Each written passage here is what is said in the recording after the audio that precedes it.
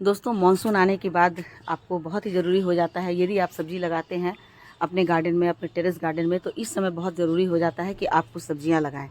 तो आज की वीडियो में मैं बतलाऊंगी कि भिंडी कैसे लगाते हैं, जिसे मैंने अपने गमले में लगाया हुआ आपको दिख रहा होगा। मैंने एक थर्मोकोल के बॉक्स में 4 भिंडी लगाई है, क्योंकि थर्मोकोल की बॉक्स की जो लंबाई चौड़ाई गहराई जो होती है वो थोड़ी सी अच्छी होती है। तो इसमें यदि आप 4 भिंडी के पौधे लगा देते हैं तो आपके छोटे से परिवार के लिए इसमें काफ़ी अच्छी भिंडी हो जाएगी। लेकिन इसे दिखाने से पहले मैं ये बताऊंगी कि किस तरह से मैंने इसके लिए ये पॉट तैयार किया है। तो देखिए दोस्तों, ये है थर्मोकोल की बॉक्स, जिसमें मैं अपने लगभग 6 महीने से मैं अपने जितने भी गार्डन के गार्बेज होते थे, वेस्टेज होते थे, उन सबको मैं इसमें डालती रहती थी। और साथ ही साथ मेरे किचन के भी जो वेस्ट होते थे, छिलके होते थे फलों और सब्जियों के, उसे भी मैं डाल देती थी। तो इसलिए आपको दिख रहा होगा यहाँ पर बहुत सारे पत्ते भी हैं। और 6 महीने में लगभग ये देखिए भीतर की जो मटेरियल है वो सारी मिट्टी बन चुकी है। तो अब ऊपर से इसी पर मैं थोड़े से सूखे हुए गार्बेज डाल दी हूँ, मतलब सूखे पत्ते हैं। और छत की जो मैं अभी सफाई की थी तो वो मैंने डाल दिया था, नारियल के भी हैं इसमें छिलके, ये सारे मिल करके इसमें। और इसमें देखिए अर्थवॉर्म भी है, तो धीरे धीरे वो भी इन सबको खा करके, एक अर्थवॉर्म है तो उससे कई सारे अर्थवॉर्म निकल आएंगे।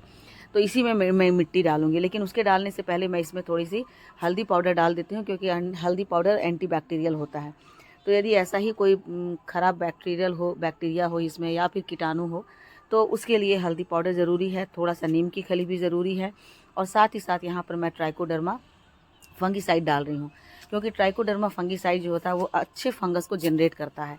तो ये चूँकि इसमें बहुत सारे वेस्टेज पड़े हुए हैं, तो ऐसे में मुझे चाहिए कि एक ऐसे ही बैक्टीरिया इसमें हो जो कि अच्छी बैक्टीरिया हो या अच्छे फंगस हो, जो कि हमारी मिट्टी को और ज़्यादा फर्टाइल बना दे।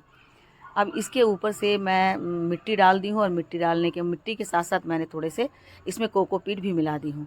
तो मिट्टी और कोकोपीट मिल करके ये धीरे धीरे नीचे के जो वेस्टेज हैं वो और अच्छे से सड़ जाएंगे। अब मैंने कई जगह अपनी ये जो भिंडी है उसकी पौध लगाई थी, क्योंकि मेरे पास कोई एक जगह नहीं थी। तो मैंने अपने बहुत सारे जो प्लांटर थे, जो पौधे वाले फलों वाले, उसी में मैंने डाल दिया था। तो अब देखिए ये निकल करके इतने बड़े हो गए हैं। तो अब इन्हें ट्रांसफ़र करने का बहुत ही अच्छा समय आया है। तो इन्हें ट्रांसफ़र करने के लिए बहुत ही सावधानी से आपको निकालना है, क्योंकि कहीं इनके जड़ ना टूट जाए। तो पूरी जड़ के साथ, मिट्टी के साथ इन्हें निकाल लेना है। अभी आप लगाएंगे, चूँकि एक जगह से दूसरी जगह जब ये पौधे ट्रांसफ़र होते हैं तो 4-5 दिन के लिए इनकी ग्रोथ रुक जाती है। तो यदि आपके पास यदि बीज हो तो आप ऐसे कंटेनर में लगाएं जिसमें आप ग्रो करना चाहते हैं, तो उसी कंटेनर में लगाएंगे तो ज़्यादा अच्छा होगा। क्योंकि यदि इनकी पौध करके आप दूसरी जगह ट्रांसफ़र करेंगे तो क्या होगा कि मतलब 1 सप्ताह के लिए, 8 दिन के लिए इनकी ग्रोथ रुक जाएगी। वैसे अभी तो बारिश के दिन है तो ग्रोथ बहुत ज़्यादा नहीं रुकेगी, लेकिन फिर भी हो सकता है कि थोड़े मतलब 4-5 दिन के लिए तो ग्रोथ बिल्कुल रुक ही जाएगी। तो 4-5 दिन, हो सकता है 10 दिन भी इनकी ग्रोथ रुक जाए, क्योंकि एक जगह से दूसरी जगह ट्रांसफ़र होने में और एडजस्ट होने में थोड़ा सा टाइम लगता है पौधों को। तो ये नेचुरल सी बात है। तो इसलिए यदि आपके पास पहले से ही कोई कंटेनर बना हुआ है तो उसी में एक कंटेनर में आप 4-5 या 6 बीज डाल दें। तो जो बीज ज़्यादा मतलब हेल्दी रहेंगे उससे पौधे को आप रहने दीजिएगा, और जो थोड़े से कमज़ोर पौधे होंगे उन्हें आप निकाल देना, तो वो ज़्यादा अच्छा होता है। तो इस तरह से मैंने 4-5 जगह मैंने लगा दिए थे। तो 4 मैंने पहले तो सोचा था कि मैं इसमें 3 पौध लगाऊंगी, लेकिन बाद में मुझे लगा कि ये चौड़े से हैं तो इसमें 4 पौध लगा दूंगी तो बहुत अच्छे से ये हो जाएंगे। तो पहले तो मैंने 3 ही पौध लगाई, बाद में मैंने एक और पौध इसमें लगा दी है। तो आप देखिएगा कि, और लगाने के लिए इसमें बहुत सारे ऐसी चीज़ें डली हुई है जो बहुत ही ज़्यादा फर्टाइल बना देगा मिट्टी को। क्योंकि सारे जितने भी मेरे गार्डन के वेस्टेज होते हैं, वेस्टेज का मतलब है जो गमले के नीचे से मिट्टी गिरी हुई है, या उनके जो पत्ते हैं जो हमने उनकी डालियों को प्रून किया है, वो सारे सूख गए थे। तो उन सब के साथ उन सारी चीज़ों को मैंने इसमें डाला हुआ है। तो गमले से जो मिट्टी निकलती है वो ऑलरेडी फर्टिलाइज़र वाले होते हैं। उसके बाद जो पत्ते होते हैं वो सूख जाते हैं, तो वो भी इसमें जब मिल जाते हैं तो धीरे धीरे वो भी बहुत अच्छा सा कंपोस्ट बन जाते हैं। तो सब्जियों के जो पौधे हैं वो कंपोस्ट में बहुत अच्छे से ग्रो होते हैं। वैसे फूलों के पौधे के लिए या डेकोरेटिव प्लांट्स के लिए आप वर्मी कंपोस्ट या दूसरे फर्टिलाइज़र ले सकते हैं, लेकिन जो खासकर सब्जियों के पौधे हैं उसके लिए मैं ज़्यादा प्रेफर करती हूँ कंपोस्ट। और जो कंपोस्ट हमारे घर में बने होते हैं, देखिए कितना बड़ा सा ये हो गया था। तो जो घर में बने हुए होते हैं कंपोस्ट वो ज़्यादा अच्छे होते हैं।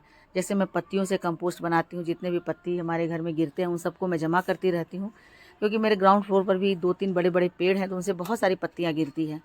तो उन सबको मैं डाल देती हूँ और धीरे-धीरे वो कंपोस्ट बनते रहते हैं। मैंने कंपोस्ट की भी एक वीडियो डाली है जो मैंने अपने घर में बनाया था, तो आप मेरे चैनल पर जाकर उसे देख सकते हैं। और देखिए ये सारे मेरे जो पौधे हैं वो कितने हेल्दी हैं, क्योंकि इन सबको जो मैंने ग्रो किया है बीज को, तो मैंने किसी को मैंने फल के प्लांटर में डाल दिया था, किसी को फूल के प्लांटर में डाल दिया था, जिसमें ऑलरेडी मतलब हमेशा मैं फर्टिलाइज़र वगैरह डालती रहती हूँ। तो इसलिए ये जो पौधे हैं बहुत अच्छे हुए हैं, और ज़्यादातर तो मैं इसमें कंपोस्ट ही डालती हूँ, तो इसलिए कंपोस्ट में पौधे बहुत अच्छे होते हैं। तो थोड़ी-थोड़ी सी दूरी पर मैंने इसे लगा दिया है, और उसके बाद ऊपर से भी मैंने इसमें फंगिसाइड डाला है। ये साफ फंगिसाइड है, तो इसलिए भी मैंने डाल दिया कि मतलब ट्राइकोडर्मा तो है अच्छा, लेकिन वो थोड़ा सा कम था। तो ऊपर से यदि मैं पानी में मिला करके इस फंगिसाइड को डाल दूँगी, तो क्या होगा कि भीतर तक ये अच्छे से चले जाएंगे, तो कोई भी फंगस जो है वो नहीं होगा, क्योंकि ये खाने वाली चीज़ें हैं, तो इसमें फंगस नहीं लगना चाहिए। और अभी तो बारिश के दिन है, तो बारिश के दिनों में तो ये और भी ज़्यादा ज़रूरी होता है। तो ये पूरे गमले में मैं डाल दे रही हूँ, ताकि मिट्टी के नीचे तक ये चले जाएँ, और जो भी हमारे नीचे में जो वेस्टेज पड़े हुए हैं उनमें कोई फंगस पहले से हो तो वो ख़त्म हो जाए। तो इस तरह से पहले तो मैंने यहाँ 3 पौधे लगाए, और उसके बाद देखिए अभी मैंने 3 पौधे लगाए हैं, लेकिन मुझे लग रहा है कि इसमें कमी लग रही है, तो 4 पौधे हो जाने से ही ज़्यादा अच्छा रहता। तो फिर आज मैं देख रही हूँ इसमें चौथा पौधा भी लगा देती हूँ। तो ये देखिए दोस्तों, मैंने इसमें मतलब नेक्स्ट जो चौथा पौधा था वो भी मैंने लगा दिया। तो अब चारों पौधे अच्छे से सेट हो गए हैं। उसके बाद थोड़ी सी बारिश भी हो गई, तो चारों के पौधे के बीच में दूरी जो है वो एक बराबर है, तो चारों पौधे को अच्छे से बढ़ने का मौका मिलेगा। और वैसे भी जो भिंडी के पौधे होते हैं थोड़ा ऊपर जाकर ही फलते हैं, नीचे में उनकी सिर्फ डंडियाँ रहती है, तो इन्हें इनकी जड़ों में हवा भी लगेगा। और अब देखिए इसमें जो है छोटे-छोटे से और पत्ते और फ्लावर जैसे निकल रहे हैं। तो बस 10 से 15 दिन के अंदर इसके अंदर फ्रूटिंग जो है वो मतलब फर्स्ट हार्वेस्टिंग ही मुझे मिल जाएगी। 15 से 20 दिन के अंदर फर्स्ट हार्वेस्टिंग मिल जाएगी। इसके अलावा भी मैंने कुछ और पौधे लगाए हैं। तो 3 पौधे और मैंने लगाए हैं। 2 और मेरे पास थर्मोकोल बॉक्स है। एक में लौकी लगी हुई थी, तो उसमें मैंने एक डाल दिया था, और देखिए इसकी भी ग्रोथ काफ़ी अच्छी हो गई। इसे मुझे ट्रांसफ़र नहीं करना पड़ा, मैंने इसी में डाला हुआ था। तो इनकी ग्रोथ अब तेज़ी से होगी, क्योंकि इसे मैं ट्रांसफ़र नहीं कर रही हूँ। बस थोड़ी-सी गुड़ाई कर देती हूँ, क्योंकि अब इसमें 3 से 4 पत्ते निकल आए हैं। तो यदि इसमें मैं डाल देती हूँ फर्टिलाइज़र, थोड़ा-सा वर्मी कंपोस्ट, तो बहुत तेज़ी से ग्रोथ करेंगे, और 10 दिन के अंदर इसमें फ्लावरिंग शुरू हो जाएगी। तो पौधे की गुड़ाई करना एक बार बहुत ही ज़रूरी है, क्योंकि जिस दिन धूप होता है उस दिन आप गुड़ाई कर लें, यदि आप लगा रहे हैं तो, क्योंकि फिर बारिश होने से मिट्टी दब जाती है।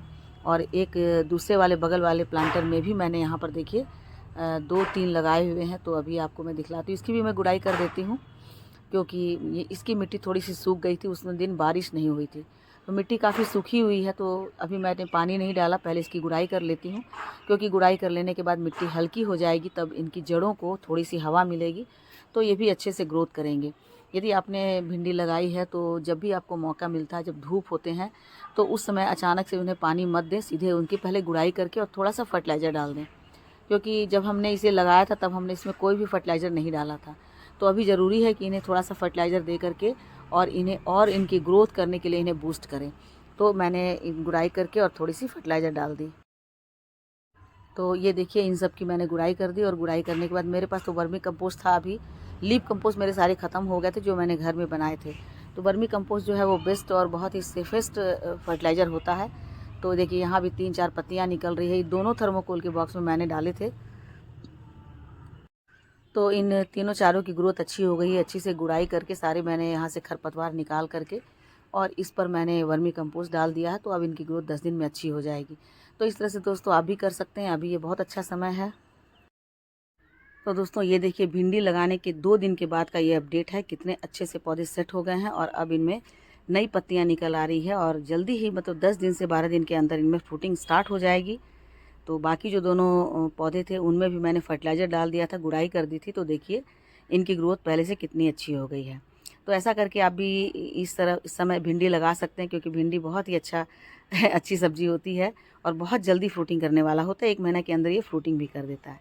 तो ठीक है दोस्तों, वीडियो वॉच करने के लिए थैंक यू।